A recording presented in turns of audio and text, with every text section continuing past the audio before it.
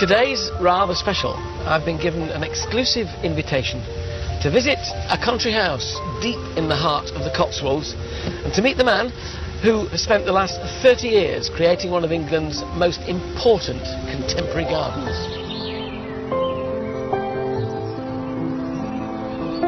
This is an estate of incomparable beauty and purity of purpose.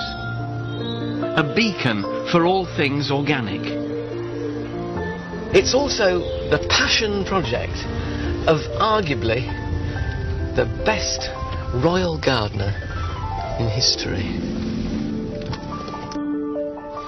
This is Highgrove House, home to the Prince of Wales, his sanctuary and the outlet for all his gardening aspirations.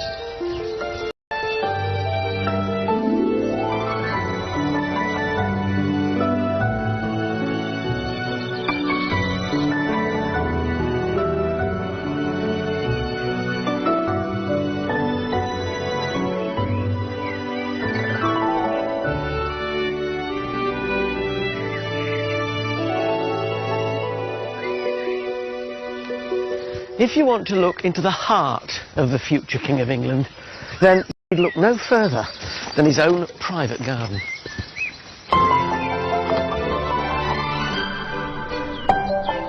It's a rare royal invitation. Never before has the Prince given up so much of his time to tell the story of Highgrove. I love it. To me, it's almost like an exhibition. I want to know why these gardens became an organic rallying cry and find out what it's been like to deal with decades of criticism. Bewildered, frankly, as if you were doing something positively evil.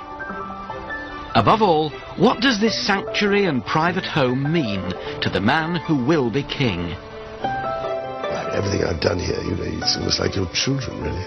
Every tree, everything has a meaning and belonging, really.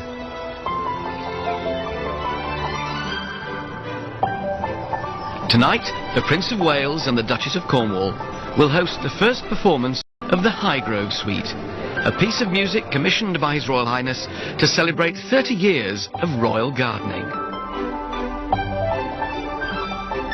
In the meantime, I've been given unprecedented access to Prince Charles, the Highgrove team, and these 15 acres of intricately varied grounds with their wildflower meadows, oak temples, with a grand vista that's become synonymous with Highgrove, the Time Walk. Of all the views here, so this, I guess, is the one which is the most iconic. The one which people would say, oh, that's Highgrove, I know that Time Walk. What did it look like when you came here? Well, it was extraordinary when you think about it. It was just a brown path that came across here, went out there, and the grass, and a brown path that went down there, and the brown path that went round there. And, there was nothing here at all. The thing that might surprise a lot of people is how comfortable it feels. It's not over-manicured, over-print. I hate all that. I like, as you know, I like working with nature. Yeah. You see, I actually planned everything in this myself. I did the whole thing, and I chose all the plants. And I put everything in the wrong place, basically. All the short things at the back, the tall things at the front. The other thing this garden is big on is axes, vistas, right out the front door, right down to that gladiator along this path. Well, you see, I just felt when I came here first, one of the things I did begin to realise was it's so flat that it needed vistas in all directions, with eye catchers. It was really from going to other people's gardens, looking in books and things. You suddenly get ideas. Well, you always go, pinch ideas from other people. Yeah. So it's interesting to think that everything we see here is less than 30 years old. Yes. The hornbeams on stilts. Yes. Not the yews. The yews were because here. They were the only things here. But not in these strange No, they were puddings. Just puddings. Off golden yew. Yeah. And everybody, all the experts said, take them out. Roystrom said, take them out. Rosemary Berry said, take them out. No, it's not like you not to listen to anybody. No. But in the end, I don't know why I thought. Well, I thought about it, and then I thought, well, no. But I have a passion for topiary, I hate to tell you. I have great fun here because I prune an awful lot. Yeah.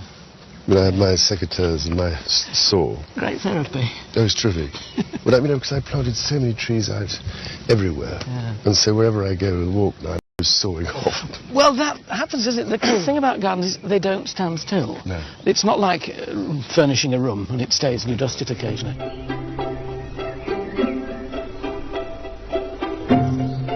Highgrove is the family home of the Prince, the Duchess of Cornwall and Princes William and Harry. This Georgian building of neoclassical design was built around 300 years ago. But the house was virtually destroyed by fire at the end of the 19th century and had to be rebuilt, passing into the ownership of Prime Minister Harold Macmillan's son Maurice before the Prince bought the property in 1980 with a view to creating a future family home in the countryside. You could have chosen any house and land anywhere, so why this one? I always see there's another place. I remember it was like that, trying to find a place for a picnic in the car. Do you remember? Oh, that looks... No, we'll go on a little bit. Do you remember? Yeah. You ended up having a picnic where you got to the end. This place. So, I don't know, I came to look at this place and, I don't know, I rather fell in love with the trees, fell in love, in the, out here in the fields. I love the light coming in these windows and so on. But Highgrove 30 years ago was a rather modest property, similar to many country houses found in countless English villages. Fine views across to Tetbury left the house exposed to the open countryside. The Prince turned to one of the country's most respected garden designers of her generation, the then Marchioness of Salisbury. This doyen of the organic movement and custodian of the historic gardens at Hatfield House was initially underwhelmed by Highgrove. Well, of course, it looked rather bleak, and it was, although it did have trees, it had nothing, no rail garden surrounding it. It was a very simple, classical house, not a particularly interesting one architecturally, but quite attractive and simple, to which he's added a lot, which has improved it enormously. Where did you start? Which bit first? Well, it was really the sundial garden, because there was no shelter at all, and there was no seclusion, so we were, in those days, being permanently pursued by the press, who used to turn up down the bottom there with long lenses, or down that end, or even in here, so there was nowhere to sit. And so it seemed to me the most important thing was to give him this privacy by planting hedges, high hedges, and possibly a gateway in particular. Today, the hedges may have fenced out the paparazzi, but there's an irony here. Now, more people get to see Highgrove than ever before. Last year, His Royal Highness shared the grounds with 34,000 visitors.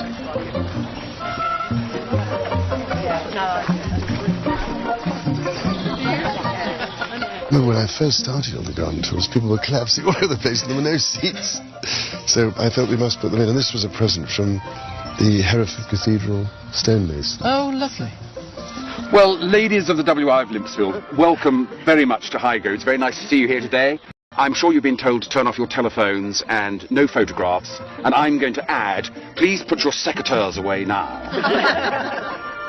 Organised tours raise revenue for the Prince's charities, and the paying public gains access. They see all of the garden. There's not a bit that is kept private. They see it all. They walk very close to the house, and most people are really impressed that they actually get really close to the front door and really close to the windows in the sundial garden. So they have a very sort of intimate relationship with the house and the garden in the time that they're here. It seems very important to you to share it. Well, I think so, terribly. It's the point for me. I love it. To me, it's like it's almost like an exhibition of my paintings. That's the way I look at it. And it's so much more fun if it gives people pleasure. Do you sort of So I keep thinking when I garden, I think about what would it be like for other people as well, you know. Do you eavesdrop on what they say? No, well, I haven't done. Only when they're going round outside the window. Sometimes we have to lie on the floor. It could be a mishmash, but it seems to work somehow.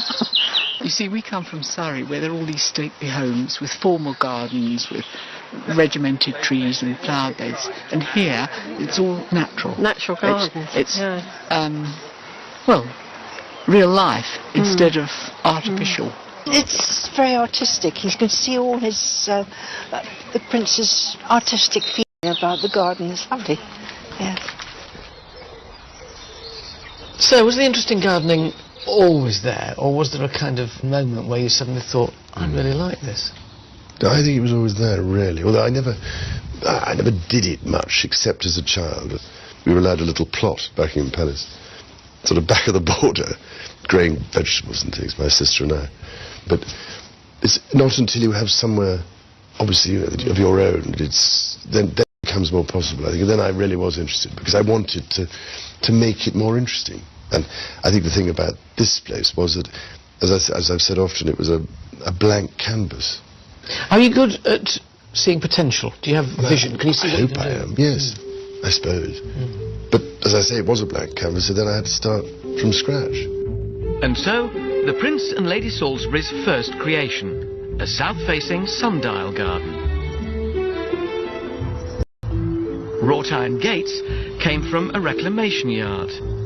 In the windows of formerly cut yew hedges, busts of His Royal Highness, donated by sculptors and their patrons.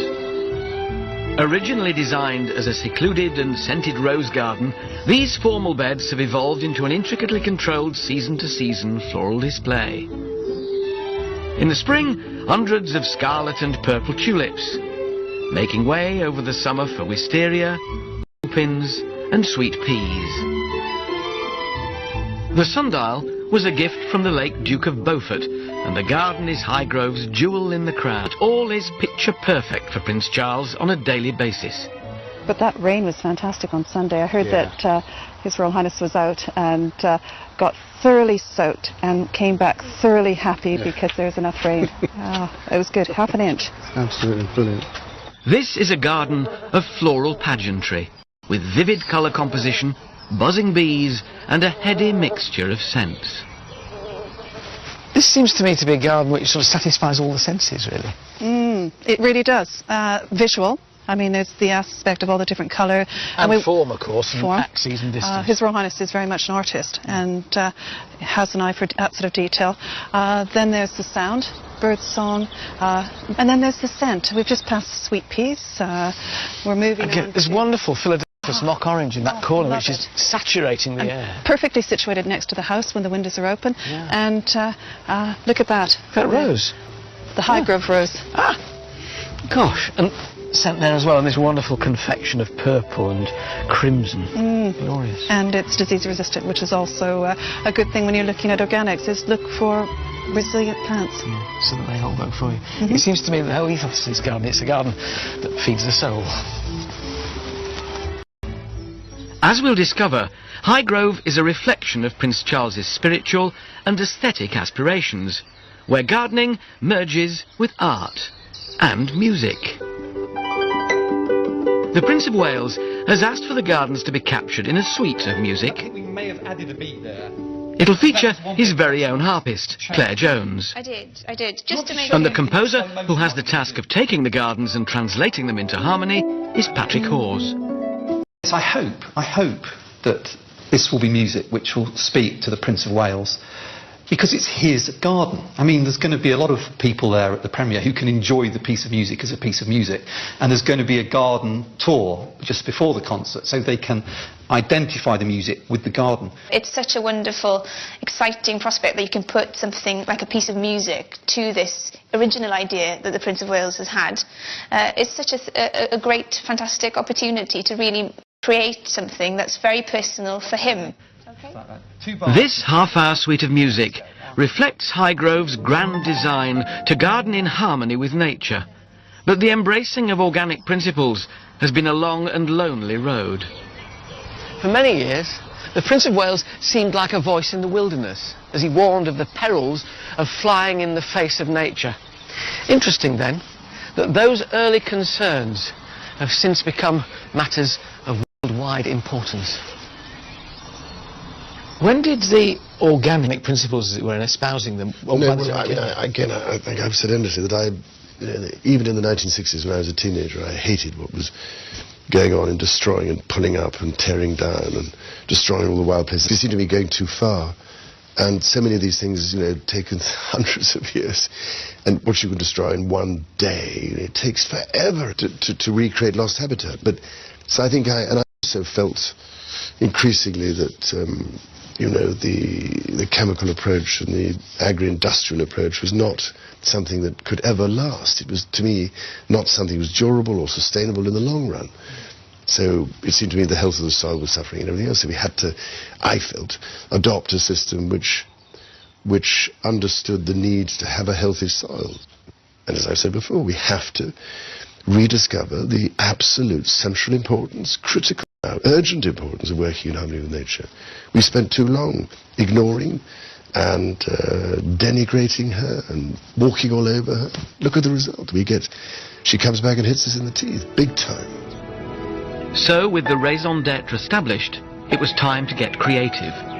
Highgrove has a look, a style, a managed wildness crowned by eclectic eye-catchers, sculpture, temples, and ornate creations. These surprising contemporary takes on classical form are not necessarily what you'd expect, and out of the many leading designers who've contributed to Highgrove, one couple have made their mark more than any others.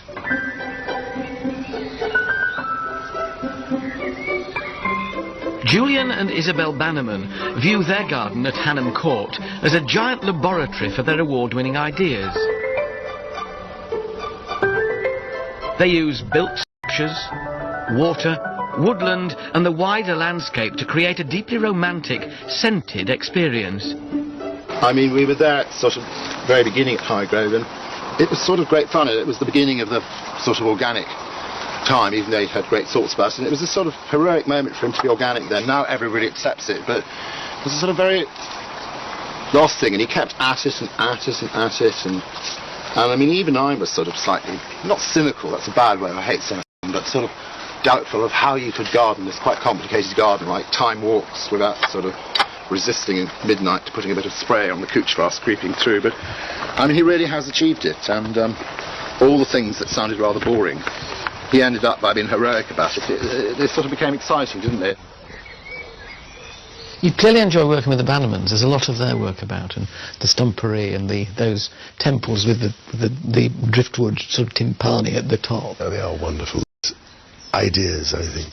I mean, just that fountain in the middle of the stumpery, you know, with the bits of stone I had, and then the gunner on the top. That was I think, sheer touch of genius. Did you ever worry when things like that are going on? Think, is this going to work or not? Yeah. But Julian is wonderful because he's always saying, oh, it'd be such fun to do this, you know. And I said, well, Julian, yes, another idea. You have to pin him down. But they're both terrific, and their own garden is just magical. I mean, he has a job. I mean, he'd be probably running a garden design company too. So he's got his ideas, definitely. Millions of ideas. He's a very good head of a firm. I suppose that's where everybody at Highgrove calls him the boss in the garden, instead of my word, principe. But he's very good at gathering really good people around him and getting the best out of them and working with them. His Royal Highness and the Bannermans have created what many regard as the signature garden at Highgrove. The stumpery is a striking prehistoric land of upturned tree stumps, gunnera, prickly rhubarb, hellebores, fountains and temples of seclusion. Gigantic sweet chestnut roots carefully jumbled to create convenient luscious pockets for ferns. And all a stage for a national collection of large leaf hostas, a particular passion of the Prince, thriving in shady glade. The stumpery is like a lost world, revealing itself through twist and turn.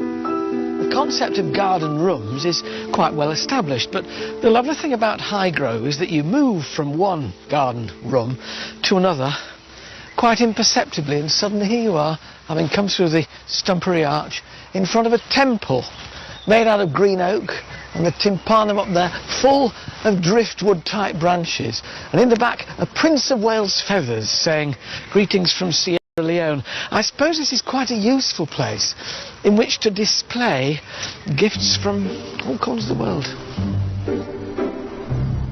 The Prince has a team of 12 gardeners, and they each have responsibility for a specific garden area.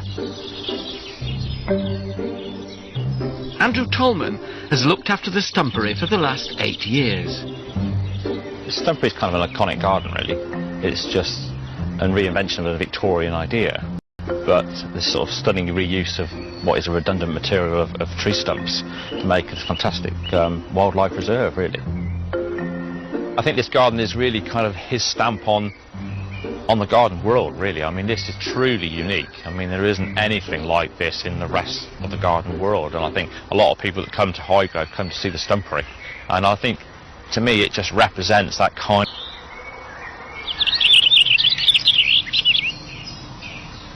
This garden is now probably something like 12 years old, and that's given chance for various wildlife to make it its home, really. And this garden is now full of things like hedgehogs, toads, newts, slowworm, snakes, all the things which for us are brilliant because they eat all of our slugs instead of eating our hostas. But they provide that kind of natural balance, and which is what we're really after. And it's noticeable in here, I think, of having worked in places where they use pesticides. The big difference in this garden is the sheer amount of wildlife, and the sheer amount of bird song is just absolutely phenomenal. I've never worked in a place with the amount of bird song.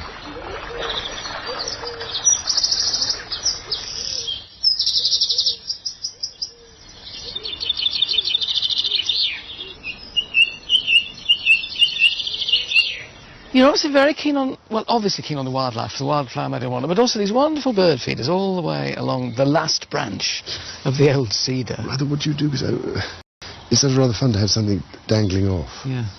And they seem to quite like them in a funny way. But there's more tune to these gardens than just the bird song. Tonight, the Philharmonia Orchestra will perform the Highgrove Suite for the very first time. Patrick Hawes has only a few hours to conduct 40 musicians and the royal harpist into perfect harmony. The Orchard Room was built specifically to host visitors, organisations and the Prince's charitable events and concerts. Well done, that's terrific stuff. Yeah. Did you recognise that as the Gladiator? Well, getting there. It was very ethereal. We're standing outside and it's just drifting through the open doors. It was lovely.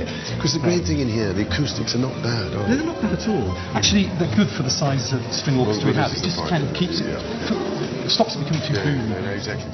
The suite is inspired by precise areas within the gardens, which is the stumpery and the wildflower meadow.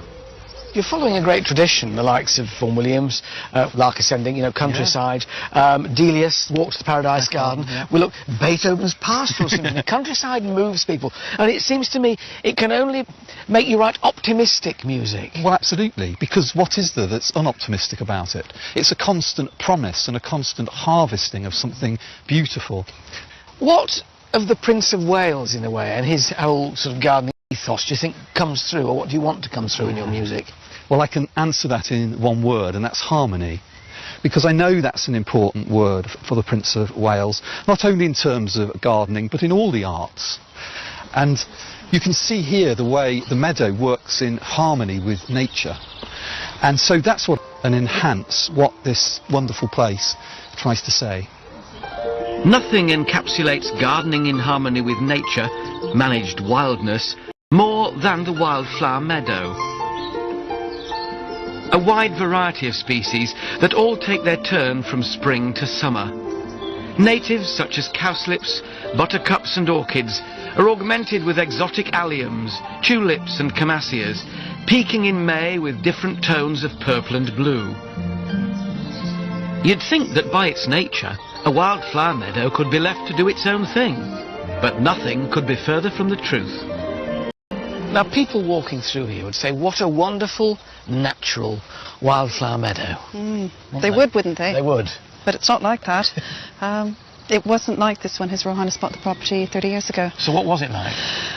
It was a meadow, but it was pretty devoid of any sort of wildflowers. It had chemicals used on it, yeah. So it was really not very species rich.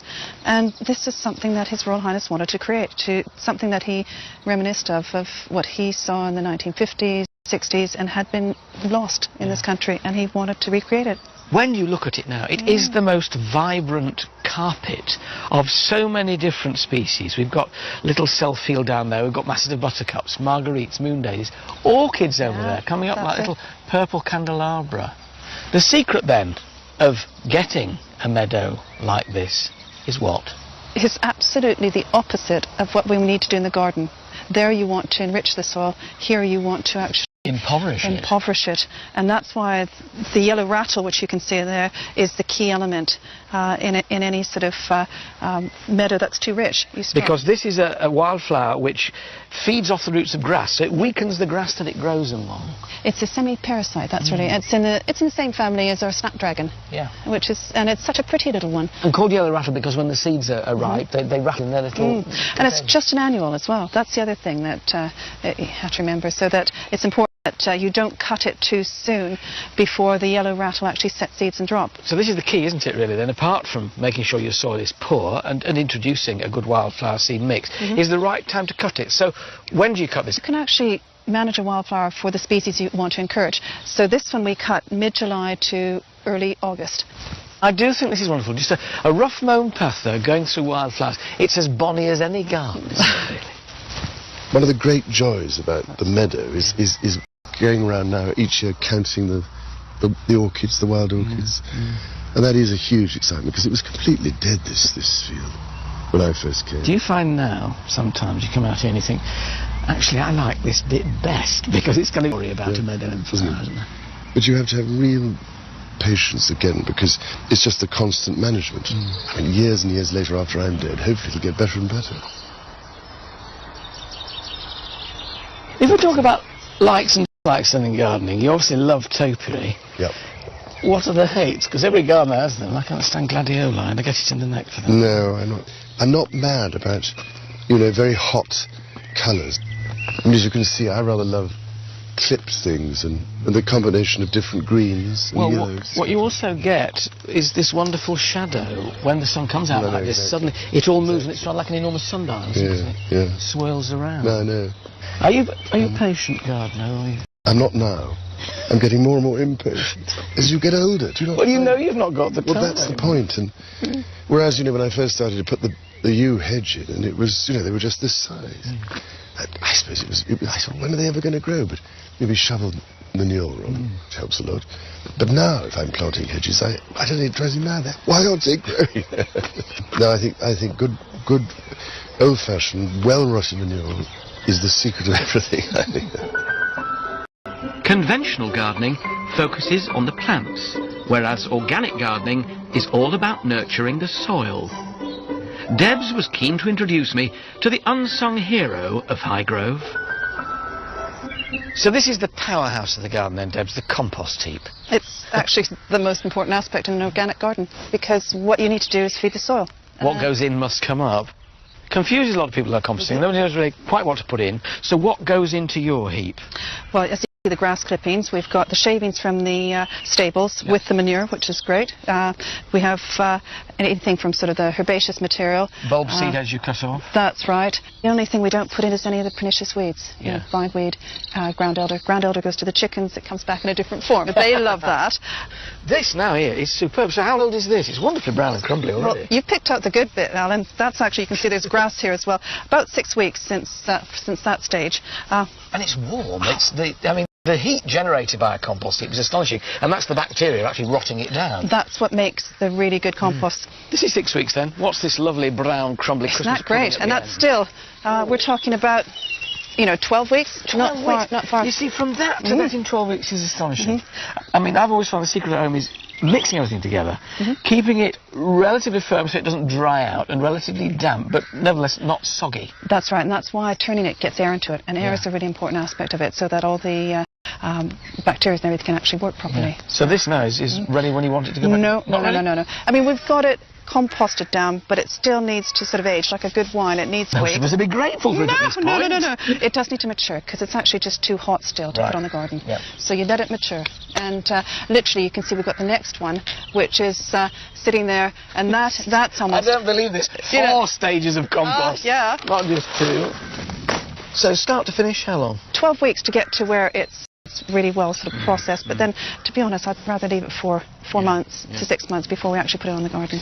So it's the panacea for all ills, but how much of it do you produce in a year? A heck of a lot, and not enough. It's the trouble in the garden, the 2 things that are never big enough. 1, your greenhouse, 2, your compost heap. It's this level of behind-the-scenes industry at Highgrove that allows the creation of such elaborate gardens. You go, there's a richness of detail, whether it's the path you're walking on here with these stones on end, or the wonderfully weathered stumps with ferns billowing from them, carvings on the back of gazebos and summer houses like this one. You get to the point where you think, well, maybe it's just for show, but then you're reminded that this is a family garden. There's a tree house up there. Look inside it, you'll see a child's tea set. Well, 2 children's tea set. I don't think anymore, but Princes William and Harry had a great time in there when they were younger. When you go around the garden, it still does feel like a family garden. It's lived in, from the tree house to little arbours to sit in. So clearly it's a garden which is very used by the family. Well, yes, I mean, I'm glad you think so anyway, because I'm always intrigued what people think it's going to be like before they come. They all think it's going to be frightfully sort of manicured and formal, and I don't know why they think that, but anyway. And so when they come, they're amazed. They think, gosh, there's a weed, look, there's nettles or something. Well, why is that grown over the paths? Do you think it gives them confidence themselves, thinking, oh, mine's as good as that? So. But it's not like, well, I don't know. It's not like painting. When I see it, rather like painting a watercolour, my gardening. You know, you want to lay on the colour. Don't be sort of careful about it in some ways. I used to be frightfully careful, you know, when I started. But now, great thing is to slap it on, if you can. And so I rather see it like painting a picture. Do your sons, do the princes, share your passion for gardening? No, not yet, I don't think. But you never know. One day, perhaps, when they have somewhere of their own, then... That seems to be the key. It seems to be ownership and custodianship. Yeah, so I mean, they're not... No, they're not people who rush off and, like, potting up things or whatever else, or planting at the moment, but you never know. But I didn't do that very much either when I was young. Over the last 3 decades, an acre of fruit and veg is grown in the walled garden for the house and its guests, yet every detail has been aesthetically thought through. Just because a garden is utilitarian, it doesn't mean it can't be beautiful. All the fruit trees here are trained. These are in all great spheres atop single stalks, and then you come to a tunnel of apples that you can walk under. The beds in front where the herbs grow are decorative. A hedge here of rosemary, angelica and lovage, interwoven with golden marjoram. It's a William Morris of a garden. Have nothing in it that you do not believe to be beautiful or know to be useful.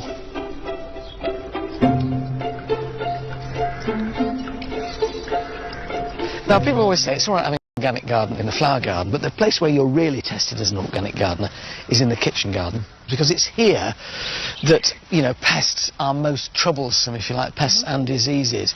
What are the secrets then, do you think, Deb, of having a good organic kitchen garden?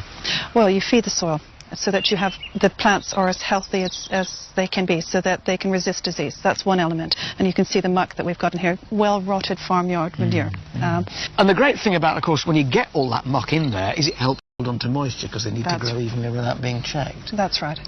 How do you make sure, though, that you get wildlife into a walled garden like this? Well, it's encouraging habitat for them. So we've got fruit trees, which the birds can actually feel at home in there. They're not... There's a wonderful arch of apple trees. It's beautiful.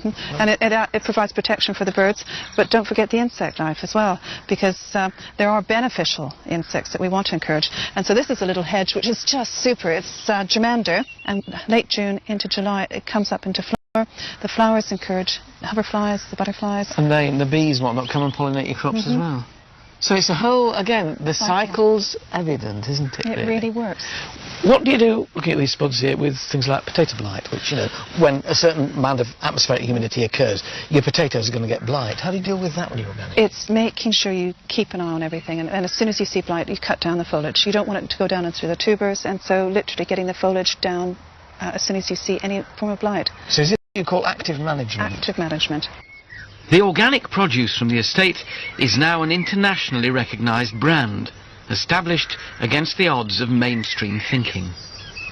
It's easy to forget now, because organic growing is so popular, just how unusual and offbeat it was 25, 30 years ago. Well, you had to put up with all the unbelievable stuff. That you were going backwards and it was irrelevant and it wouldn't work and all this stuff. Royal miles before his time. And when he first started doing the organic and the landscape, I mean, I think everybody thought he was potty, and I used to feel very sorry for him and annoyed. But that he'd get this sort of criticism, what is he up to? And nobody would take it seriously. And, well, blow me, I'd like to say something a bit stronger than that. He's proven totally wrong, and it's quite a, hard thing to have done in those early days, because as a sort of member of the royal family, you have to be a bit careful, not tread on too many people's toes. You got a lot of flack. Did you ever feel like giving up? I've had a lot of for a lot of things. But it's slowly funny how it goes round. But no, of course not. Oh, well, yes, maybe. No, I didn't know, because I knew what I was doing. Dispirited now and again, but still determined. Oh, yes. Yeah. But, I mean, bewildered, frankly, by it. As if you were doing something positively evil. Potty this and potty that, and loony this and loony that. What's the harm in it? It's nothing mad or eccentric about it. I mean, if you've grown that little bulb, or even probably planted a lily seed and see it grow, you have that relationship with your plants, but it's mocked as though it's something half potty to do. I'm afraid I love the country, and I like being in touch with things. Of course, I happily talk to the plants, of course, the trees and all these other things. Listen to them. I think all gardeners do. But I mean, I think it's absolutely crucial, and as far as I'm concerned. I never forgotten putting in the reed bed sewage treatment system. That kind of thing. But now all sorts of people came to have a look, and they still do. And I was so funny because we got a wonderful piece of paper from the German gentleman who helped put it up, and said, "You are now the proud owner of the sewage garden." Wonderful. And so I am the proud owner of the sewage garden. But no, I just knew that was the direction. I mean, it's been like that with everything I've done. Prince Charles has always insisted that all Highgrove's water and waste be recycled. The runoff from the roofs and all the royal bathwater goes back into the grounds. Even the drains flow directly into a garden designed as a sewage processing plant. So does all the waste product, as it were, from the house and the estate come into this place here? That's right. From the orchard room, from the main house, from all of the staff facilities. So what are we looking at here now? We've got an enormous sort of stone-sided tank, in effect, filled with Phragmites, Norfolk reed. And they act as a natural filter, filtering that sort of raw liquid sewage. And then what we see trickling out of here is the first stage of purification. So you can see it coming across this bit of pavement here and into this enormous boggy area here, which has got these coppiced willows. That's the next filter system. And willows embraces here, where it's going through the Norfolk reed, then through the willow. Carries on. You never know. One day, perhaps, when they have somewhere of their own, then... That seems to be the key. It seems to be ownership and custodianship. Yeah. So, I mean, they're not people who rush off and, like, potting up things or whatever else, or planting at the moment, but you never know. But I didn't do that very much either when I was young. Over the last 3 decades, the family has enjoyed the bounty of a garden which isn't just about pretty flowers. An acre of fruit and veg is grown in the walled garden for the house and its guests, yet every detail has been aesthetically thought through. Just because a garden is utilitarian, it doesn't mean it can't be beautiful. All the fruit trees here are trained. These are enormous great spheres atop single stalks, and then you come to a tunnel of apples that you can walk under. The beds in front where the herbs grow are decorative. A hedge here of rosemary, angelica and lovage, interwoven with golden marjoram. It's a William Morris of a garden. Have nothing in it that you do not believe to be beautiful or know to be useful.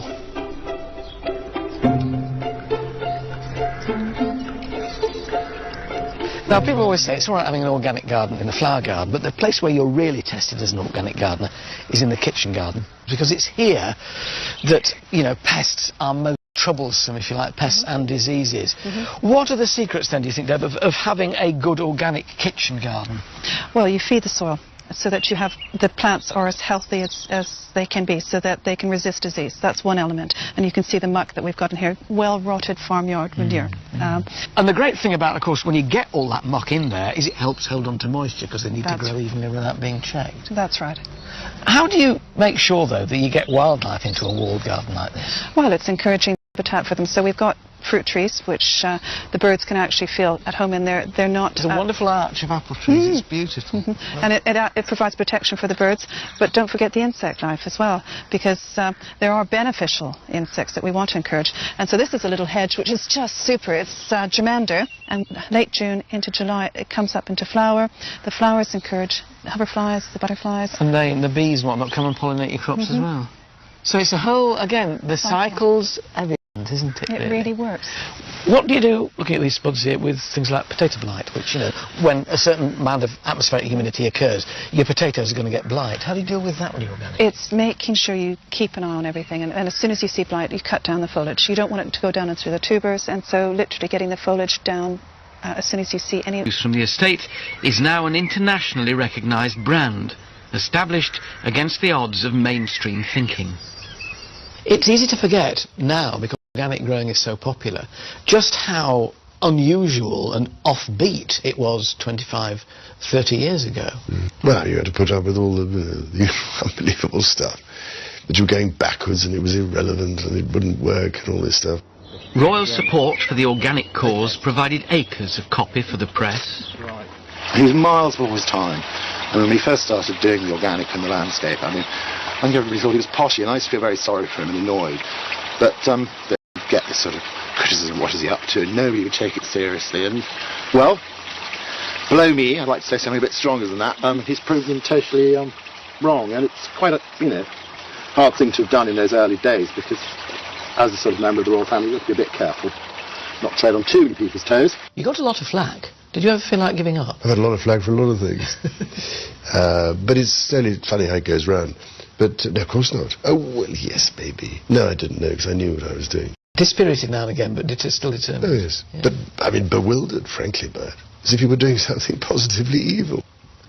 You know, potty this and potty that, and loony this and loony that. What's the harm in it? It's nothing mad or eccentric about it. I mean, if you've grown that little bulb, or even probably planted a lily seed and seen it grow, you have that relationship with your plants, but it's mocked as though it's something half potty to do. I'm afraid I love the country, and I like being in touch with things. Well, of course, I happily talk to the plants, of course, the trees and all these other things. Listen to them. I think all gardeners do. But I mean, I think it's absolutely crucial. I mean, as far as I'm concerned, I've never forgotten putting in the reed bed sewage treatment system. Oh, that kind of thing. But now lots of people came to have a look, and they still do. And I was so funny because we got a wonderful piece of paper from the German gentleman who helped put it up, saying, "You are now the proud owner of the sewage garden." Wonderful. And so I am the proud owner of the sewage garden. But no, I just knew that was the direction. It's been like that with everything I've done. Prince Charles has always insisted that all Highgrove's water and waste be recycled. The runoff from the roofs and all the royal bathwater goes back into the grounds. Even the drains flow directly into a garden designed as a sewage processing plant. So does all the waste... From all of the staff facilities as well. So what are we looking at here now? We've got an enormous sort of stone-sided tank, in effect, filled with Phragmites, Norfolk reed. And they act as a natural filter, filtering that sort of raw liquid sewage. And then what we see trickling out of here is the first stage of purification. So you can see it coming across this bit of pavement here and into this enormous boggy area here, which has got these coppiced willows. That's the next filter system, and willows have that capacity to do the same thing as to purify water. So we literally have belt and braces here, where it's going through the Norfolk reed, then through the willow, and carries on. What for you are the best moments in the garden? When do you feel most at one with it, Anna?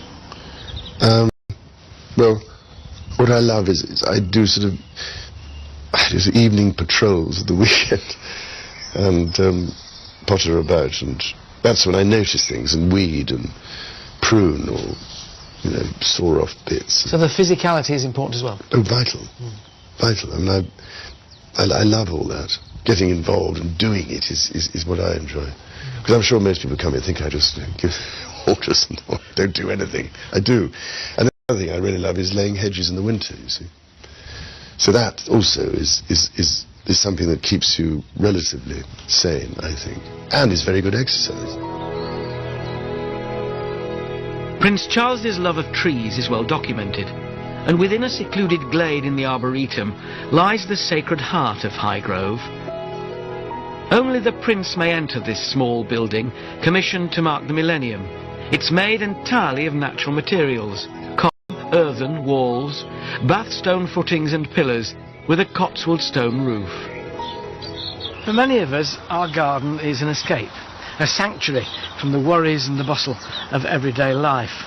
So too is the Prince of Wales's garden, but within this larger sanctuary is a smaller one called the Sanctuary. Just think about it. The Prince of Wales is never, ever alone. He has security men, he has staff. He's seldom on his own, except in there. It has 4 doorknobs. Only one of them works. I don't know which one, and I'll never find out.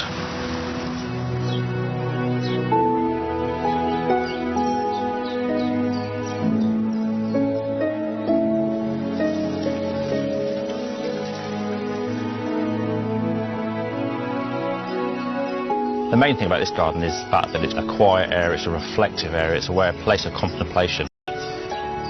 It's kind of a wondrous garden, really. It's almost a garden of kind of mystique. There's an element of sort of hidden world about it. I was actually working on that little piece of stumpery there, and I pulled out a piece of paper, and someone had written a tiny note and stuffed it in the stumpery for someone to find.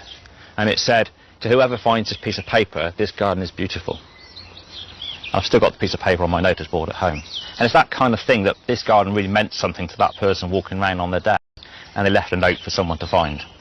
So to me, that's what really makes it special. This place is obviously a great solace when you come back home. I get the feeling when you come in the garden there's a kind of letting off of steam. How important is it? Terribly. It's wonderfully therapeutic. And particularly that thing coming back each, after a week usually, and seeing the difference. And this week, it's extraordinary, the difference in 1 week. How everything puts on so much growth. This time, because the rain is... Well, I go around telling everyone it's a blessing. Proper garden. You turn the tap on, it doesn't appear by magic. It's the stuff of life. Much of organic gardening involves a leap of faith, a trust in nature. Do you get dispirited when it goes wrong? Oh, yes. But I think you become philosophical because you realise that it varies every year. So what goes wrong one year doesn't go wrong the next year. I mean, nature is very good like that. So if you have a bad year for potatoes, it isn't always a bad year the next year. You know. Although the fortunes of planting will ebb and flow, some parts of the garden will always be more permanent than others. At Stowe, the famous 18th century landscape garden in Buckinghamshire, there's a huge ornamental structure known as the Temple of Worthies, which houses busts of eminent Britons such as Elizabeth I and William Shakespeare. Well, the Prince has his own take on this with the Wall of Worthies, supporting busts of some of his greatest friends. Deborah, Dowager Duchess of Devonshire, Richard Charters, Bishop of London, Patrick Holden, head of the Soil Association, and underneath him, Tigger. That's where the Prince of Wales's favourite Jack Russell is buried. Well, can't get a better friend than that, can you?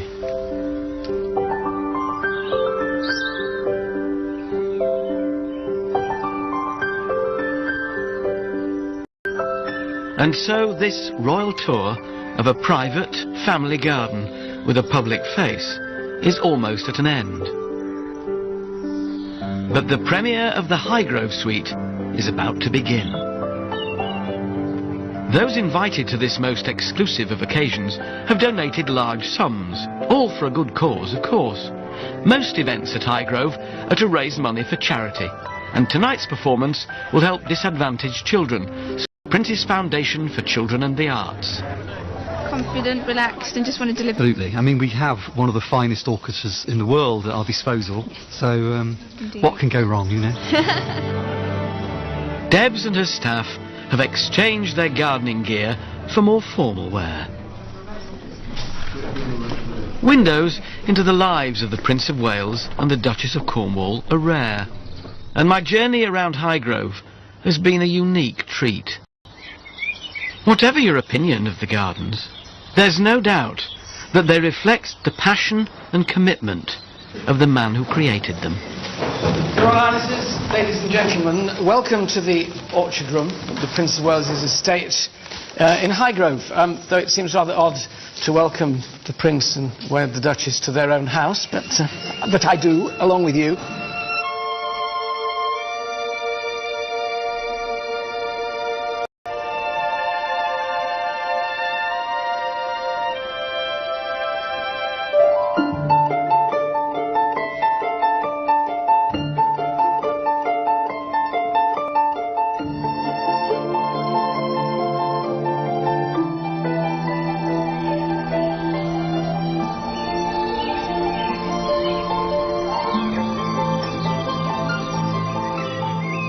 Do you think you'll always keep Highgrove? You want to see it through to the end? Well, it'd be quite nice if I could shuffle off this mortal coil, but it's still here, yes. I'd be awfully sad, because, you know, it's like, I mean, everything I've done here, you know, it's almost like your children, really. Every tree, everything has a meaning and sort of belonging, really. Terrible thing, really. You mustn't get too attached. I try not to, but it is clearly a family home. I shall have to detach myself psychologically. Not yet a while. No.